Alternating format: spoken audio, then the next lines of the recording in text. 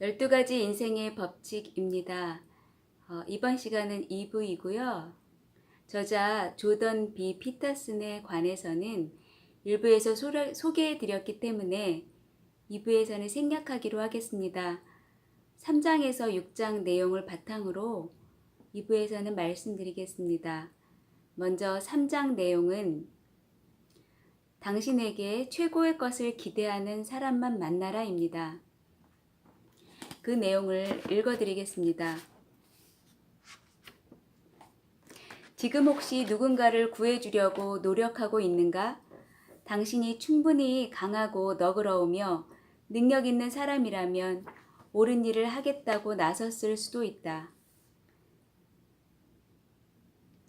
그런데 그런 행동이 당신의 동정심과 선의를 과시하고 주변 사람들 관심을 받으려는 마음에서 비롯된 것은 아닌지 돌아볼 필요가 있다.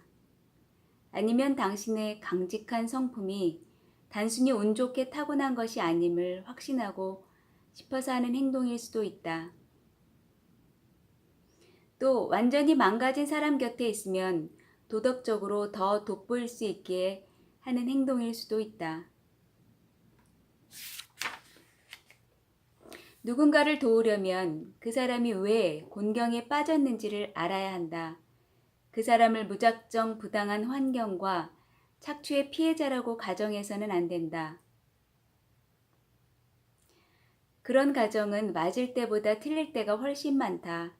상담실을 찾아온 사람이나 일상에서 만나는 사람이나 내가 만나본 많은 사람을 돌이켜보면 공경에 처하는 이유는 결코 단순하지 않다.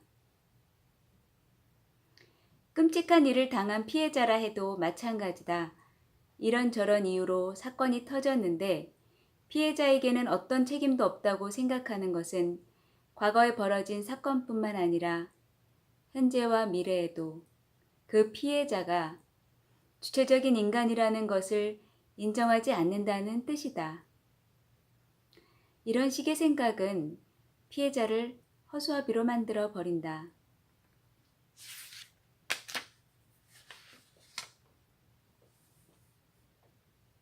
만약 내가 불행한 당신을 도와줘야 한다면 먼저 기다려야 한다. 당신이 진정으로 변화를 원할 때까지 말이다. 인간 중심의 심리학을 창시한 미국의 저명한 심리학자 칼 로저스는 도움을 구하는 사람이 개선을 원하지 않을 때는 치유적 관계를 시작하는 게 불가능하다고 주장했다. 그는 설득만으로는 상대방을 바꿀 수 없다고 믿었다. 더 나아지겠다는 본인의 의지가 필수 조건이라는 것이다. 나 역시 비슷한 경험을 했다. 법원에 위임을 받아 정신질환이 있는 재소자들을 상담해 왔는데 그들은 대부분 내 도움을 원하지 않았다. 법원의 명령으로 어쩔 수 없이 상담에 임하기 때문에 효과가 전혀 없었다. 스스로 변하려는 의지가 없는 사람을 돕는다는 것은 한마디로 시간 낭비다. 세상을 더 좋게 만들어 가려는 사람을 곁에 두어야 한다. 우리에게 유익한 사람하고만 관계를 맺는 것은 이기적인 행위가 아니라 바람직한 행위다. 우리는 그들 덕분에 좀 더 나은 사람이 될 수 있고 그들도 성장하는 우리를 보고 좋은 영향을 받을 것이다. 건강하고 이상적인 인간관계란 바로 이런 것이다. 그런 사람들을 곁에 두면 어떤 일이 일어날까? 당신의 원대한 목표를 지지하는 사람들이 곁에 있으면 함부로 행동하기가 어려워진다.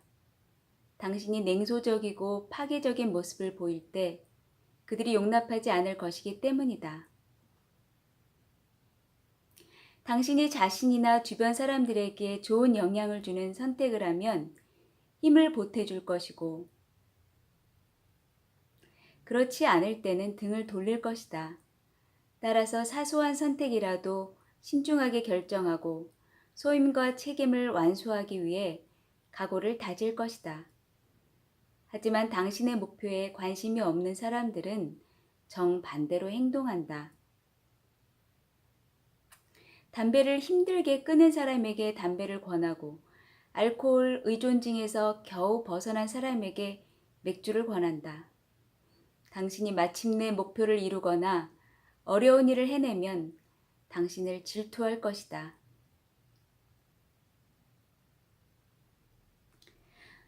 선하고 건강한 사람들과 함께 지내는 일이 쉬울 것 같지만 사실은 그렇지 않다. 오히려 문제 많고 질 나쁜 사람들과 지내는 것보다 더 어렵다. 몸과 마음이 모두 건강한 사람은 그야말로 이상적이다. 그런 사람과 가까이 지내려면 강인한 의지와 꾸준한 노력이 필요하다. 겸손해야 하고 용기가 있어야 한다. 모든 걸 스스로 판단해야 하고 조건 없는 동정과 연민도 경계해야 한다. 그런데도 나는 당신에게 이렇게 말해주고 싶다. 당신에게 최고의 모습을 기대하는 사람만 만나라.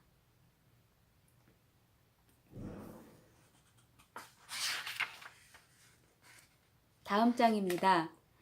당신을 다른 사람과 비교하지 말고 오직 어제의 당신하고만 비교하라.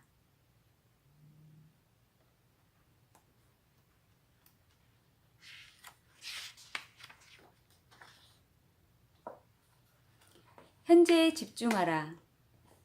정신을 똑바로 차리고 현재 내 주변을 둘러싼 물리적인 환경과 심리적인 환경에 집중하라. 당신을 짜증나게 하는 게 뭔지, 신경 쓰이는 게 뭔지, 걱정거리가 뭔지 정확히 파악하라. 그리고 당신이 바로잡을 수 있는 것과 바로 잡아야 할 것에 주목하라. 그런 것들을 손쉽게 찾는 세 개의 질문이 있다.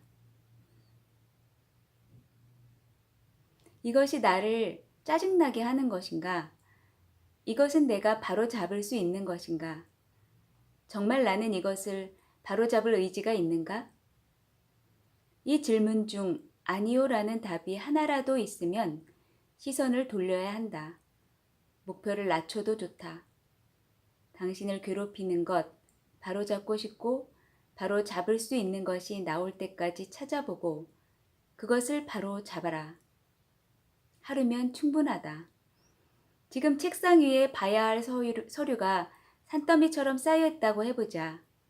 계속 그 서류를 외면하고 있다.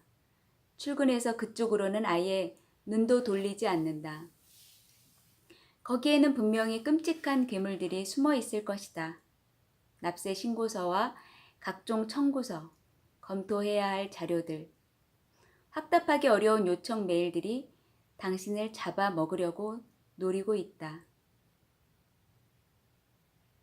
그러한 당신의 두려움을 정확히 파악하고 그 두려움에 공감해보라. 어쩌면 그 서류 더미 속에는 집채만한 구렁이가 또아리를 틀고 있을지도 모른다. 그 구렁이에게 물릴 수도 있다. 어쩌면 머리 9 달린 히드라일지도 모른다. 머리 하나를 잘라내면 7개가 더 생겨난다. 이런 상황에 대처하려면 어떻게 해야 할까? 예컨대 이렇게 생각해 본다. 저 서류 더미에 내가 꼭 처리해야 하는 게 있을까? 정신을 차리고 일부라도 꼼꼼히 살펴볼까? 20분이면 될까? 그런데 아무리 빨리 봐도 20분 안에 끝내기는 어려워 보인다. 그러면 10분, 5분이라도 살펴보자. 그것도 싫으면 단 1분이라도 괜찮다. 아주 일부라도 들여봤다는 것만으로 일단 성공이다. 전체는 부분의 합으로 이루어진다. 서류 더미 일부를 봤기 때문에 서류 더미 전체의 의미는 줄어든다. 그리고 그 어려운 일을 해낸 자신에게 보상을 준다. 와인을 곁들인 맛있는 저녁을 먹거나 푹신한 소파에 비스듬히 누워 책이나 영화를 보는 건 어떤가?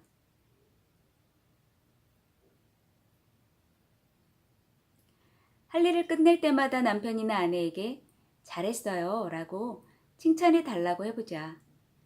그러면 더 일할 맛이 나지 않을까? 그들도 안 하던 칭찬을 갑자기 하려니 어색할 것이다. 그렇다고 포기하지 말고 익숙해질 때까지 요청해보자. 무엇이든 처음에는 서툴러도 자꾸 하다 보면 능숙해진다. 무슨 일을 하든 일할 맛이 나야 한다. 의욕을 높일 수 있는 자기만의 비결을 찾아야 한다. 함부로 나는 동기부여 따위는 필요 없는 사람이다 라고 단정 짓지 말라. 당신이 자신에 대해 잘 안다고 생각하는가?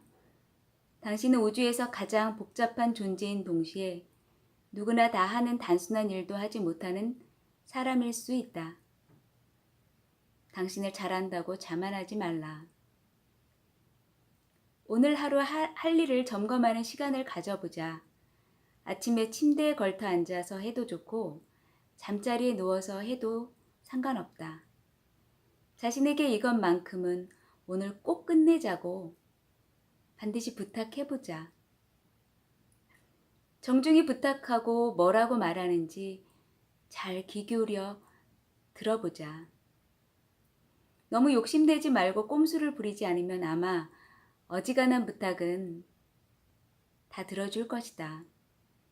한동안 매일 이렇게 해보자. 그리고 죽을 때까지 이 습관을 유지해보자. 그러면 인생이 달라질 것이다. 그것이 나의 습관이 되어 있을 것이다.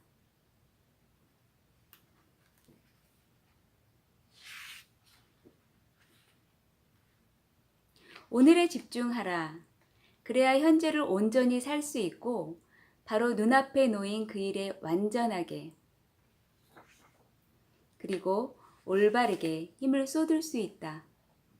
다만 우리 내면을 환한 빛으로 채우겠다고 결심해야만, 그래서 세상을 환하게 비추겠다고, 그리고 내가 존재하는 이유를 찾겠다고 결심해야만 오늘에 집중할 수 있는 것이다.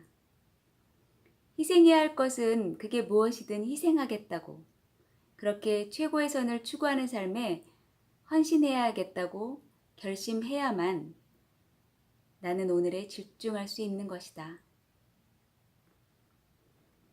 깨달음은 여명이다. 깨달음을 얻은 사람은 폭군 역할을 던져버리고 현재에 집중한다. 세상을 조작하지 않고 진실을 말한다. 순교자나 폭군의 역할을 중단하고 협상한다. 다른 사람의 삶이 내 삶보다 더 낫지 않다는 것을 알기에 이제는 그 어느 누구도 시기하지 않는다. 목표를 낮추고 인내하는 법을 알기에 좌절하거나 실망하지 않는다.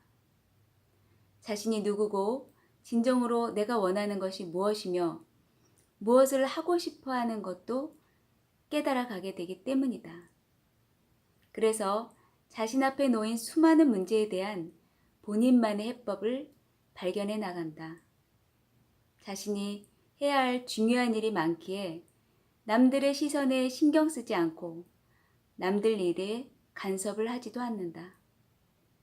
가장 높은 목표를 세워라. 그리고 오늘에 집중하라. 이제 당신은 높은 곳을 향해 나아간다. 마음속에는 희망이 가득하다. 삶은 여전히 험하고 높은 산길이지만 이제는 그 길을 걷는 법을 배웠다. 지금 공경에 빠진 사람이라도 훗날 어떻게 될지 누가 알겠는가. 목적지에 잘 도착하는 것보다는 여행하는 동안 즐거운 것이 훨씬 낫다. 다시 한번 말하지만 현재의 다른 사람과 비교하지 말고 어제의 당신과만 비교하라.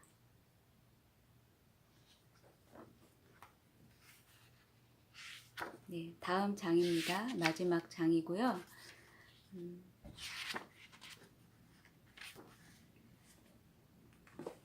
이 장의 제목은 세상을 탓하기 전에 방부터 정리하라 입니다.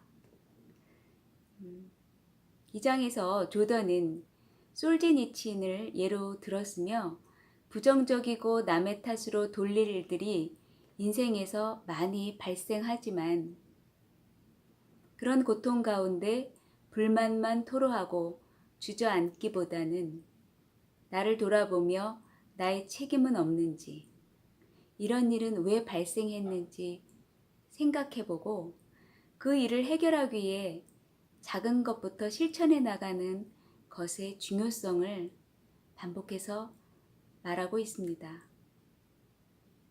네, 그 예로 먼저 솔제니친을 들었다고 아까 말씀드렸는데요. 그 부분을 읽어드릴게요.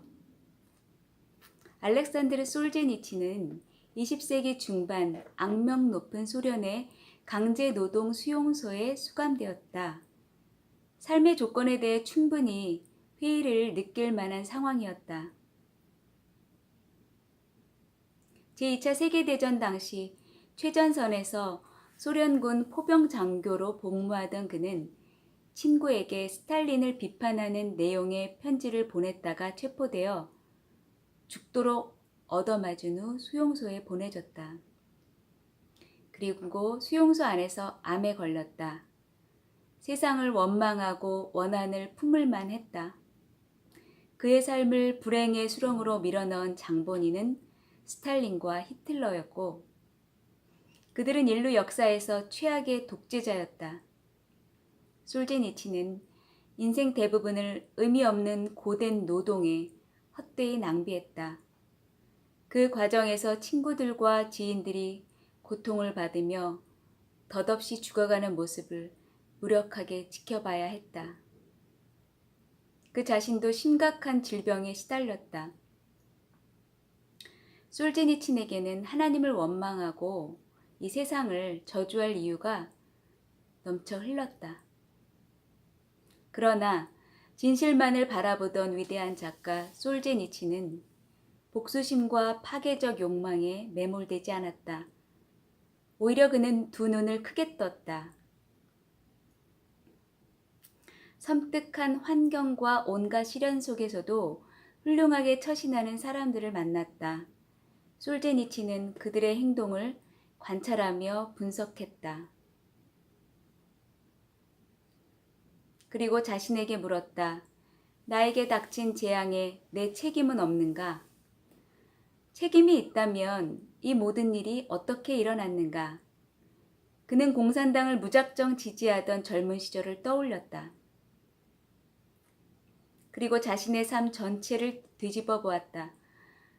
수용소에서 남은 건 시간뿐이라 생각할 시간은 얼마든지 있었다. 과거에 내가 어떻게 잘못된 선택을 했는가? 잘못된 짓이라는 걸 뻔히 알면서도 양심에 어긋난 행동을 얼마나 많이 했던가? 본심을 숨기고 거짓말은 또 얼마나 많이 했던가? 소련의 수용소라는 더러운 지옥에서 과거의 죄를 바로잡고 속죄하려면 어떻게 해야 하는가? 솔제니친은 자신의 과거의 삶을 세세한 부분까지 되짚어가며 계속해서 질문을 던졌다. 지금부터라도 그런 실수를 중단할 수 있을까? 내가 과거에 한 실패 때문에 생긴 피해를 복구할 수 있을까?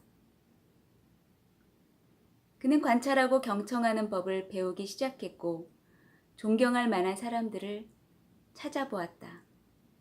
그들은 어떤 경우에도 정직함을 잃지 않는 사람들이었다.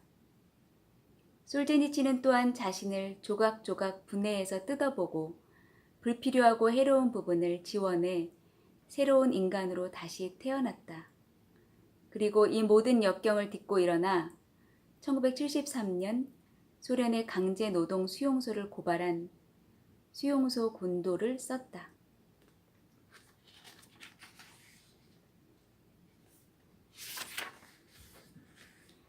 당신 삶을 깨끗이 정리하라.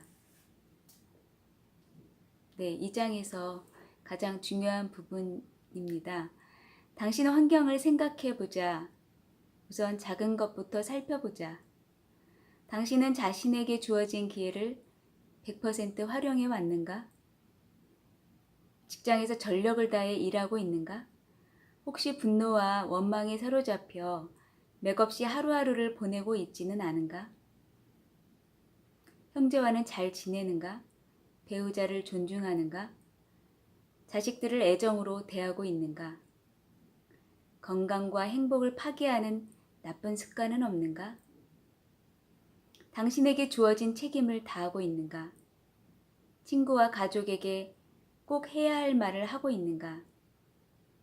주변을 더 좋은 곳으로 만들기 위해 일을 하고 있는가? 그렇지 않다면 지금부터라도 이렇게 해보자. 당신이 옳지 않다고 생각하는 그것들을 중단하라. 오늘 당장 중단하라.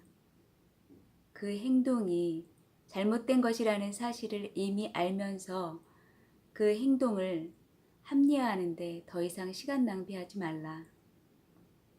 그런 식의 합리화는 전혀 도움이 안 된다.